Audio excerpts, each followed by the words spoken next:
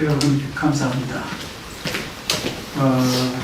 지금 목사님께서 읽어주신 글은 제가 출소하기 열흘 전에 연필로 써서 내보낸 글이었습니다.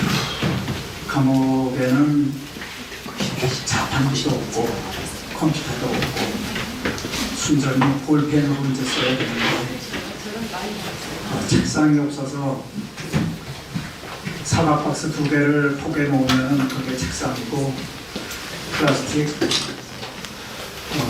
휴지통을 엎어 놓으니까 그게 의자가 돼가지고 거기서 쪼그리고 앉아서 밥만 먹으면 글을 썼습니다. 손충호 기자가 대기자인데 그분이 그 김대중 생전에 김대중의 그 민낯을 샅샅이 밝혔어요. 그거를 읽으면 김대중은 사람도 아니야.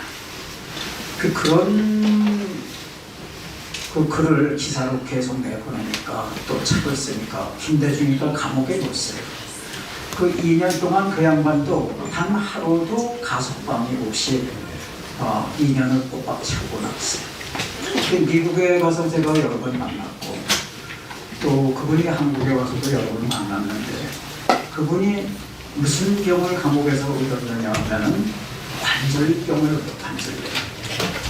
그러니까는 억울하고 분해서 억울하고 분한 마음을 가지고 2년 동안 지냈으니까 몸이 망가질 대로 망가진 거예요. 그래서 제가 감옥에 가니까 너무 억울하죠. 손충호 선교의 생각이 나요. 내가 이러다가는 내가 죽겠다. 저놈들이 나를 감옥에 놓을 때는 너 억울하지? 그래, 억울한 생활 한번 2년 견뎌봐. 팔딱팔딱 분하고 억울해서 뛰다가 너 병 걸려 죽을 거야. 아마 이러한 기회를 걸고 아마 저를 감옥에 넣었을 거다. 제 몸무게가 한 달? 2달? 그 사이에 10kg가 빠졌어요. 그래서 이렇게 보다가는 제가 저 사람들 좋아하는 희생명이 되겠구나 이런 생각을 하고 마음을 다잡았어요. 그러니까 그리고 결국에는 건강을 지켰습니다. 그러면 건강은 어디에 있느냐 하면은 이게 체력에 있는 게 아니고 건강은 마음속에 있습니다. 마음이 평화로우면 건강. 그럼 저는 무슨 생각을 했느냐? 여러분, 워즈워스 롱벨로우 시, 그 양반이 하늘의 연잠에 얘기를 했어요. 하늘의 연잠에는 느리게는 돌지만 매우 촘촘하다. 악이 절정에 이르면 스스로 붕괴한다. 악이 절정에 이르면 스스로 붕괴한다. 저는 이 신앙을 믿습니다. 그래서 제가 이렇게 하면 안 되겠다 해서 책을 쓰기 시작한 거예요.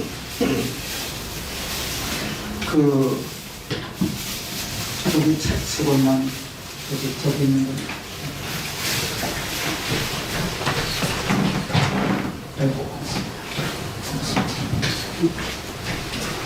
제가 옥중에서 책을 5권을 썼습니다. 제일 먼저 시작한 것이 먼저 나를 위로해야 되겠다. 나를 위한 위로곡이라고 하는 제목으로 책을 썼어요. 그 쓰다가 한참 쓰다가 그 책을 이제 쓰면은 어떤 게 되느냐 하면 지만은 A가 지만은 B에게 얘기를 해줍니다. 지만은 B를 달래줍니다. 어렸을 때부터 내 기억이 나는 거를 전부 소환을 해가지고 그 기억이 너에게 운명적으로 어떠한 의미가 있었는지를 생각합니다. 그러니까 저는 제가 운명을 개척해 온 것이 아니라 하나님이 절대자가 이미 짜놓은 운명의 길을 내가 걷고 있다. 이런 생각이 들었습니다. 네. 그러면 저에게 한 10번 제 월남전에서 4년 동안 소위로부터 소위가 월남에 가면 죽지 않은 병신이 되는 그런 게 월남전이에요. 거기에서도 기적이 일어나고 그 다음에 제가 육사 들어갈 때 키가 한 2, 3mm 모자라 그 모자라서 불합격하고 도장을 찍었는데 제가 올라가가지고 시비를 걸었어요. 강감찬도 키가 작았는데 나는 어렸을 때부터 육사를 신앙처럼 생각을 해왔는데 그 키가 2, 3mm 정도 모자란다고 해서 훌륭한 장교가 그걸 못하는 거거든요. 그리고 하사관한테 대들었어요. 그 대들으니까 하사관이 뭐 이런 게 있어. 그래서는 그 막 저한테 욕을 하는데 그때 마침 심판관이라고 이렇게 완장을 찬 아주 멋있는 소령이 아주 멋있는 소령이 오더니 얘 왜 그러냐. 키가 모자랍니다. 그래? 걔는 키 다시 재줘. 그 신발 신고 재려고 하니까는 야 신발 신고 재. 이거 기적 아닙니까?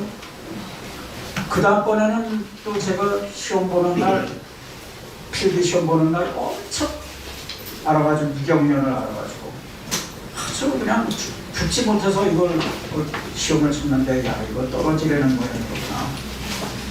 그러고 하니까 이 감기에 독감에 걸려가지고 목목에다 모자랐는데 육군사관학교 또 가서 그 키를 또 재는 거예요. 그 앞에 있는 사람이 저보다 키가 큰데도 불합격하고 나가고 그 다음에 제가 키를 재려고 하니까 야 시간 없어 빨리빨리 해. 그리고 서로 앞으로 미는 거예요. 그게 체중계로 간 거예요. 체중계 가니까 목목에 간 거죠. 또 불합격. 그 제가 울먹울먹 하고 있으니까 거기는 대령님이 나타날 자리가 아닌데 그 대령님이 육군사관학교 군수참모예요. 나중에 알고 보니까 그분이 오더니 야 이는 왜 그러냐고. 그 몸무게가 모자릅니다. 그러니까 그래 요는 용지 따로 뛰어나. 내가 물 먹여 가져올게. 그 치과에 가가지고 주던 데로 갔다가 화장실에 해서 내놓으면 이 물 다 먹어야 돼. 그 먹고 가고 그냥 올라올 정도로 마시려고 하는데 또 안 되니까 또 일어나가서 또 재고 또 안 돼. 또 재니까 또 안 돼. 3번을 그렇게 하니까 그 중사가 대령 얼굴로 봐서 합격 도장을 찍어준 거예요. 이런 거로부터 시작을 해가지고 제 일생에는 한 10번 정도의 사람들이 차마 상상조차 할 수 없었던 그런 기적이 일어났어요. 야, 하늘이 나한테 이런 기적을 주었을 때는 근데 그 기적의 종류를 보니까 제가 부자가 되라는 기적도 아니고 제가 출세하라는 기적도 아니고 오로지 더 배워라 그런 한의 길로 안내하는 기적이었습니다. 그러면은 여기에는 분명히 하늘의 뜻이 있을 거예요. 그럼 나를 여기다 감옥에 온 거는 여기 감옥에서 나에게 뭔가 할 일이 있어서 여기 보내신 거 아니냐 이런 생각을 합니다. 그때부터 감사하기 시작합니다. 네. 그래서 그 책을 나를 위한 위로로 쓰다가 그럼 여러분 행복이라는 게 뭐예요? 행복이라는 게 어디 누가 왕창 갖다 줍니까? 어디 떨어집니까? 자기가 숨어있는 볼품에서 꺼내내야 행복. 볼품에서 꺼낼 줄 아는 사람이 행복. 마찬가지로 자아, 내가 어떤 사람이냐 그런 것을 사회에서는 바꿔가지고 만약 저놈들하고 싸우다가 바쁘니까 그걸 생각을 못하는데 거기서 조용한 시간에 생각을 하니까는 그것이 볼품에 엄청 많은 잃어버린 자아들이 있어. 그 자아들을 내가 음미를 할 때 내 존재감을 느끼고 사람이 자아가 실종이 되면은 회인이 돼요. 그죠? 그 자아를 찾고 행복을 찾고 그래서 내가 있는 의미를 내가 찾는 거예요. 그래서 그 책을 쓰니까 한 500페이지 정도 되는데 보통은 나는 이러이러했다. 예를 들어서 벤자민 프랭클린이 자기가 자서전을 썼어요. 자기 손으로. 보통 자서전은 많이 써주잖아요. 그래서 벤자민 프랭클린은 자기가 쓴 만큼 썼어요. 장자크 루소는 참회로 그러는데 한 이 정도. 자기가 썼어요. 그럼 자기가 예를 들어 그 영국의 이 옛날에 유명한 스웨즈 은하를 구매한 그 유명한 재산 디스레일리, 그 양반도 글을 잘 쓰는 양반이에요. 그 양반도 자기가 자서전서. 그래서 제가 그런 거는 나는 이러이러했다, 나는 이러이러했다 이렇게 써. 근데 저는 2인칭으로 쓴 거예요. 지만은 A가 지만은 B에게 B와 대화.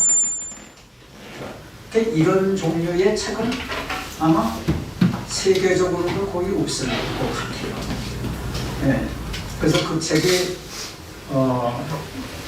이제 뭐 제가 볼 때는 이달 5월 한 6월 초 정도는 이제 발간이 되지 않을까 이제 이렇게 생각을 하는데, 그 옥에서 썼으니까는 아무래도 글이 좀 덜 매끄럽죠. 여기에서 글은요, 자기가 아무리 자신 있게 써놔도 만질수록 좋아져요. 그래서 저는 글을 써놓고 한 10번은 더 만져요. 그래야 이게 부드러워져요. 예. 또 어디 가서 뭘 발표를 하더라도, 원고를 써가지고 발표를 하더라도 자기가 쓴 거지만은 한 10번 이상 소리내서 읽어야 발표를 할 때 목소리에 윤기가 나. 예. 그래서 이 글이나 책이나는 다듬을수록 이게 좋아져요. 예. 거기서 이제 그걸 쓰다가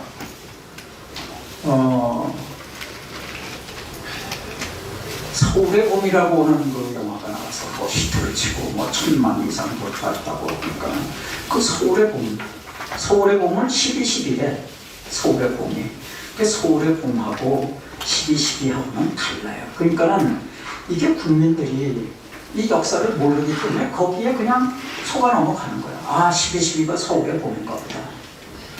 12.12는 이 대한민국 현대사의 가장 핵심적인 역사는 1980년 전후사야. 그러면 전두환의 역사야. 전두환의 역사는 12.6, 12.12, 5.17, 5.18. 이게 한 묶음이에요. 이걸 한 묶음으로 이해를 하지 않으면 역사를 이해가 안 돼. 그게 한 줄이야, 한 줄. 근데 사람들은 18, 5.18 따로 띄어내. 12.12 따로 띄어내. 그게 살라미 전술이야. 전기 살라미. 그게 쪼개. 이번에 윤석열 대통령이 그 탄핵 받은 거 있잖아. 그 발표, 이 재판장이 발표를 하잖아요. 그러면은 뭐 윤 대통령이 이제 뭐 5개를 얘기했다. 파면을 탄핵. 1월 사람들을 전부 줄 탄핵을 시켰다. 29명? 뭐 이렇게 탄핵을 시켰다. 그러니까 이것도 충격이었다. 또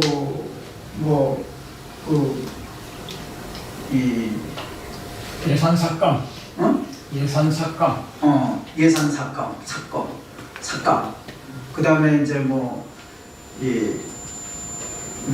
선관위, 또 뭐 해가지고 5개다. 그러면 그 사람의 법관이 발표할 때 이 5개를 한 문치로 안 해. 이게 5개의 이 무게가, 이 파괴력이 1kg라고 보면 한꺼번에 다 오면은 5kg의 충격이 오잖아.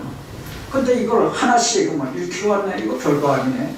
또 한 대, 이거 1kg네, 별거 아니네. 이렇게 살라미로 자르는 거예요. 그러니까 그 전두환 대통령 측의 변호인들이 왜 그런 논리가 없는가? 5개가 한꺼번에 왔을 때 그 대통령이 느끼는 그 충격이 얼마나 크겠느냐? 이렇게 나가야 되는데 요놈들은 빨갱이들이 살라미 전술을 항상 써요. 그럼 제가 쓴 5.18이 북한군이 저지른 소행이라고 하는 것을 증명할 수 있는 42개의 증거. 이것도 어떻게 했느냐 하면은 국가가 한 학자가 쓴 역사서를 이거를 탄핵하기 위해서 107명의 전라도 사람들, 광주 사람들이 들어왔어요. 그들에게 1급에서부터 9급까지의 임시, 일시 공무원직을 부여해요. 그래가지고 42개 증거 전체에서 흘러나오면 누구나 이거 북한이 저지른 거네 이렇게 되는데 그 맥락을 없애기 위해서 살라미로 42개 하나하나 짜라. 이게 윤 대통령이 당한 거고 같은 거예요. 살라미로. 자, 이것도 별거 아니네. 이것도 별거예요. 42개 전부가 별거 아니야. 네. 그래서 이게 제가 이거 안 됐구나. 12.12는 그러니까 12.6이 뭐냐면은 김재규가 우리 박정희 대통령을 살해한 게 12.6이에요. 그럼 그 살해 현장에 정승화 당시 총장이 육군 총장이 가 있었어요. 그때 와가지고선 정승화가 상황 처리를 하는데 김재규가 원하는 대로 상황 처리를 다 한 거예요. 그때 국방장관 노재원이 있었지만 노재원은 제쳐버렸어요. 그리고 지가 다 그 다음서부터 정승화가 김재규를 살리기 위해서 또 자기의 죄를 자기가 그 자리에 있어서 같이 공모를 했다 하는 공조를 했다고 하는 것을 지워버리기 위해서 수사팀에다가 강압적으로 압력을 넣고 그래서 그거를 그 사람을 체포한 날이 체포한 게 12.12예요. 그럼 서울에 보면 뭐냐 12.6이 이제 대통령이 돌아가셨으니까 누가 대타가 나와야 될 거 아니야. 대행자가. 그게 최규화예요. 그 최규화가 이 사람이 그 수사 기록을 보면요 항상 양다리야.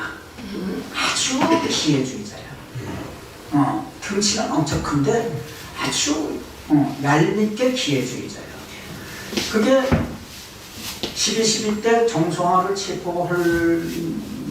체포하겠습니다 하는 그 결재 서류에 서명을 안 하고 국방장관 오면 할게, 국방장관 오면 할게. 그래서 새벽 4시까지 그랬거든. 그 새벽 4시까지 그 사람이 왜 그러느냐. 이 편하고 저 편하고 싸우거든. 군벌이. 어느 쪽 군벌이 이기느냐. 그거를 보기 위해서. 노재원도 그걸 보기 위해서 이리저리 피해 다닐 거야. 노재원도 정승화하고 한편으로 움직였거든. 그러니까 그런 거를 수사 기록에서 그런 거를 음미를 해야 돼. 근데 수사기록 이 1980년 전후사의 진실은 모두 18만 쪽 수사 기록에만 있어. 전두환 내란 사건 수사 기록에만 있어. 그럼 대한민국에서 그 수사 기록을 본 사람은 오로지 김한원 한 사람뿐이야. 딴 사람 아무도 하도 반겨. 18만 쪽 여기 오면은 이렇게 서가를 이렇게 쭉 층층이 서가를 해도 이거 반만한 거 뺑 돌려차요. 그거를 연구할 배짱을 가진 사람이 없어. 그럼 저는 왜 연구를 했느냐? 그것도 하늘의 뜻이야. 제가 김대중 대통령이 저를 엄청 이뻐했어요.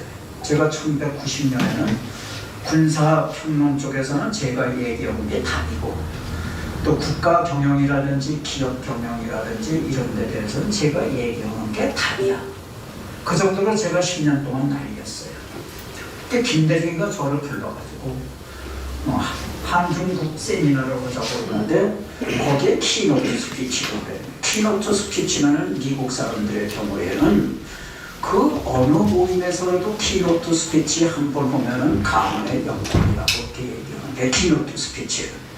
그 한중 세미나를 엄청나게 스위스 그랜드 호텔이라고 하는 제일 큰 호텔에서 하는데 총리했던 사람, 부총리했던 사람 전부 15명 밑에서 올린 거 전부 엑셀을 긋고 10만 원을 시켜라 해서 10만 원 제가 했고 그 연설이 너무 좋다고 해서 기립박수를 했고 또 그 연설 내용을 중국에서 또 가서 세미나를 하니 그때 또 같이 가서 하자고 하는데 비행기를 탔는데 1등칸을 탔는데 자기 부인하고 저하고 자리를 바꿔 앉힐 정도로 저를 좋아했어요. 그 갔다 와서 저를 장관을 해라. 사람은 5살. 그런 거 안 했어요. 그런 거 싫으니까. 저는 자유가 좋지. 창작이 좋지. 그렇게 장관하면서 그렇게 시간 보내고 싶지 않아요. 그러니까 안 했어요. 근데 나중에 보니까 대통령이 되고 나니까 이거는 완전히 감촉도 그런 감촉이요.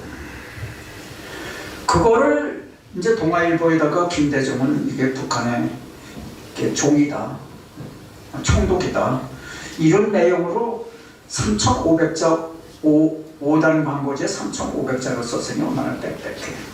그 광고라고 하는 거는 보통 아주 뭐 일침이다. 아주 표현을 잘해서 아주 짤막하게 쓰는 것이 광고다 하는 것이 사람들의 개념인데 저는 의견 광고를 한 거죠. 칼럼식으로. 그러니까 그걸 보는 사람들이 감동을 하는 거예요. 네. 그래서 그 중에 그게 감동적인 것만큼 저쪽에는 데미지가 강해요.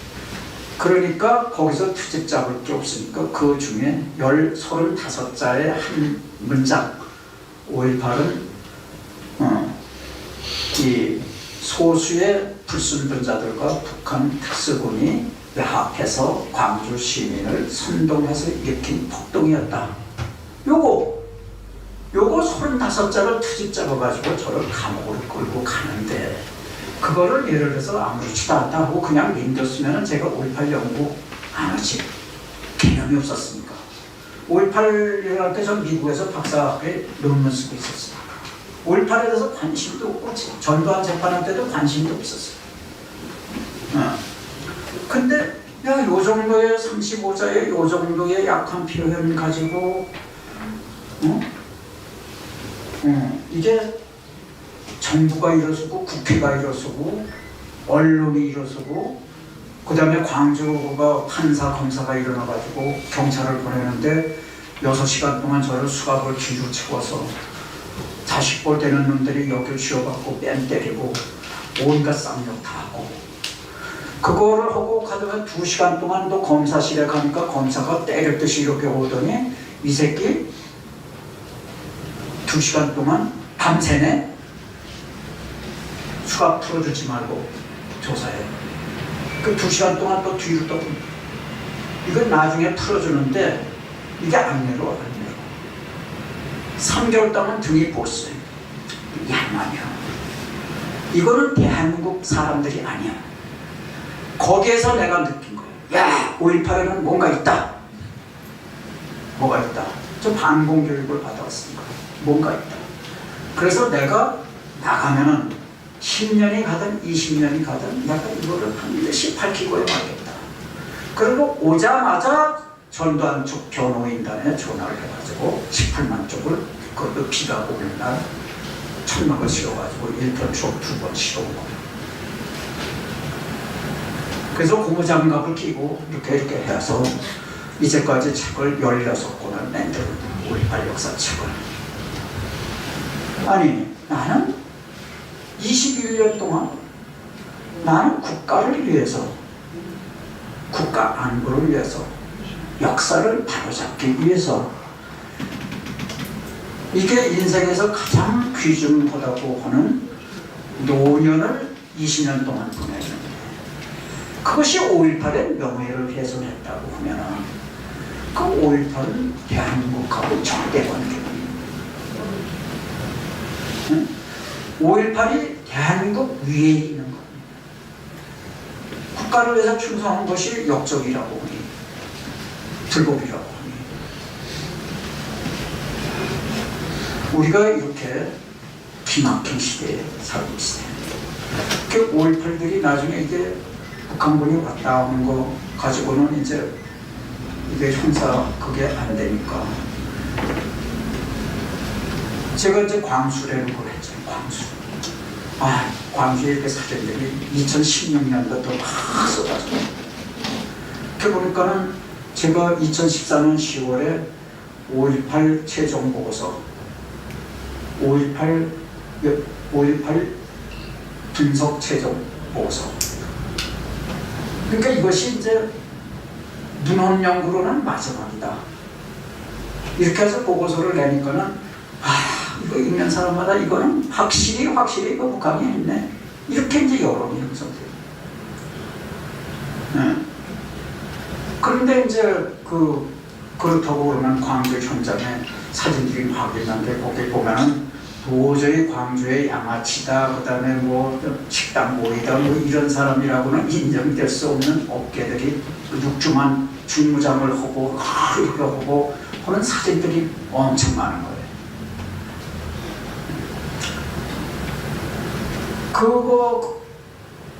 그러면 북한이 했으면 광주의 현장에서 주인 역할을 한 사람들이 북한 사람이래야 될 거예요. 그런데 그 북한 사람들의 얼굴이 어떻게 나타나 있지만은 저것이 북한의 누구라고 하는 것을 알아낸다고 하는 건 이건 불가능해요. 근데 지금은 가능해. 여러분 인터넷에 구글에 안면 인식 이렇게 쳐보시오. 그러면 밤중에 흐치르게 마스크를 쓰고 했는데도 그 사람 얼굴이 그 사람이 누군지 알아요. 지금 컴퓨터가 인천공항 그냥 얼굴로 해. 여권 없이 은행에 얼굴로 해. 경희대학교 학생들은 점심값 얼굴로 내. 이게 안면식이야. 그래서 미국의 CIA에서 근무했다고 하는 사람이 3년 동안에 무려 661명의 북한 얼굴을 찾아냈어. 근데 그 얼굴을 이렇게 딱 광주 얼굴하고 딱 보면은 데칼코마니야. 데칼코마니는 이렇게 그림을 이렇게 해서 찍었다 이게 똑같다 이게. 복사. 그런 과학이 현재까지 왔는데 이 판사, 검사 이 사람들은 아직도 깜깜이야. 얼굴이 무슨 얼굴 가지고 어떻게 알아? 근데 작년도 10월 24일 날 조선일보에서 만물상이 나왔어. 노숙자 남녀가 얘기한 이거를 발견한 사람이 이제 노숙자 남녀인데, 그럼 노숙자 남녀가 얘기한 거를 100% 사실이다 하는 게 입증이 된 거예요. 1967년에 미 CIA가 수학자, 이제 컴퓨터 학자인 그 위드로 윌슨 브래드소에게 사람의 얼굴을 과학적으로 인식하는 방법을 하나 개발해달라. 이렇게 해서 개발한 것이 얼굴에 예를 들어서 여러분 여기하고 손을 그어 여기하고 손을 그어서 삼각형을 그어. 그러면 여러분들 얼굴을 전부 해가지고 여기 와서 여기 얼굴을 전부 여기에 일치해. 요 길이를 일치하게 만들고 보면은 이 삼각형이 여러분 다 달라. 그 사실을 가지고 그걸 컴퓨터가 그런 거는 이거 얼굴에 여기저기 흉터난 거 이런데 변곡점들에 전부 점을 찍어가지고 보면은 그 점들이 형성하는 직선을 연결하는 이 직선 그걸 패턴이라고 그러는데 컴퓨터가 읽는 건 패턴을 읽어. 얼굴의 화질을 읽는 게 아니야. 그러면은 제가 감옥에 간 거는 순전히 판사 검사들이 무식해서 간 거예요. 이거는 재신거면. 근데 나라가 이 모양이니까. 그래서 제가 요거 얘기하다가 여기서 이제 그치겠는데, 요거는 제가